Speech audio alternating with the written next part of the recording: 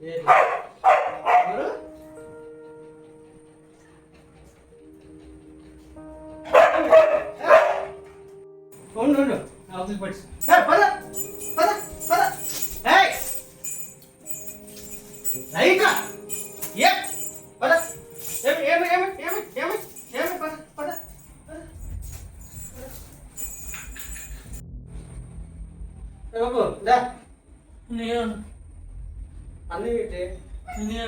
రాజుని కూర్చో పట్టుకొని వెళ్ళిపోయారు దారిలో దొంగలు కాసి నాది మొత్తం తాగిసి వచ్చినావు కదా ఎంత వేసావు?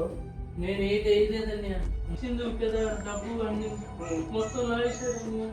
ఫోన్ అన్ని లాగేసుకొని వెళ్తాడని డబ్బాన్ని కూడా పట్టుకొని వెళ్తాడని. అవును తెలుసా?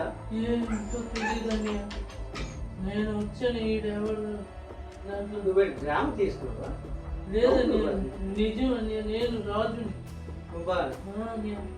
చనిపోయి మా తమ్ముడు వాళ్ళు 10 రోజులు అయిపోయి. నేనే అన్నయ్య రాజుని. తాగిసి వచ్చావా? కాదన్నయ్య, నేను రాజుని. నమ్మన్నయ్య. తాగిసి వచ్చినావా? నాకు నమ్మన్నయ్య. తాగిస్తున్నారు కదా? లేదన్నయ్య, నేను నిజం చెప్తున్నాను అన్నయ్య. నమ్మన్నయ్య. రాజునన్నయ్య, నీ తమ్ముడిని. ఒక విషయం చెప్పాలి. సంవత్సరం బాగా వాళ్ళ తమ్ముడు అంతా చనిపోయంతా వాళ్ళ ఇంటి చుట్టూరు అంటే ఎవరెవరు వెళ్తున్నారు వాళ్ళ ఇంటి దగ్గర నుంచి వాళ్ళ ఇంటి సరౌండింగ్ అంతా తిరుగుతున్నారు.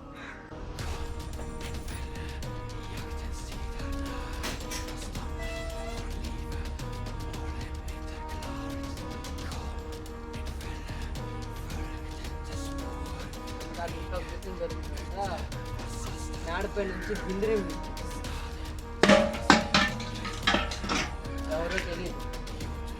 మా వ్యక్తి వచ్చి బింది చూడలేదు. ఎవరు డీటెయిల్స్ చేసినప్పుడు వాళ్ళ తమ్ముడు లాగా ఎవరు కనిపించారు.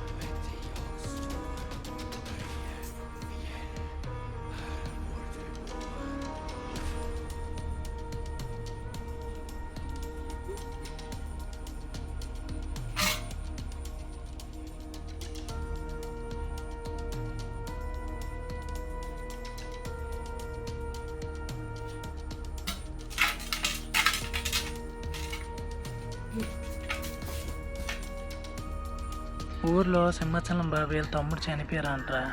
తెలుసు కదా, వాళ్ళ ఇంట్లోనే తిరుగుతున్నట్టు అందరూ అనుకుంటారు.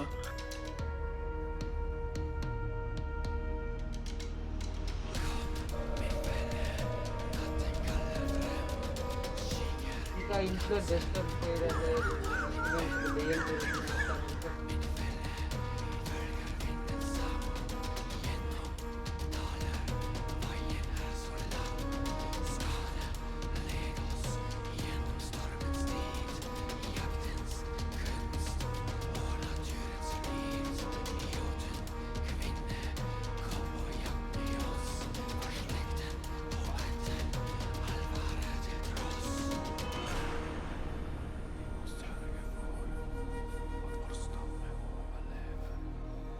మన బైక్ మీద వెళ్ళినప్పుడు కూడా నేను చూశాను.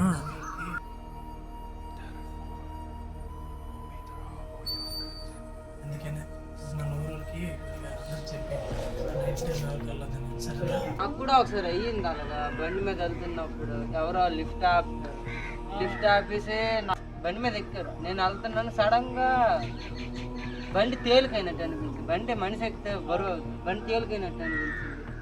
ఏటో అనుకుని మన భయంకి వెనక్కి చూడలేదు, స్పీడ్కి వస్తున్నా అలాగా.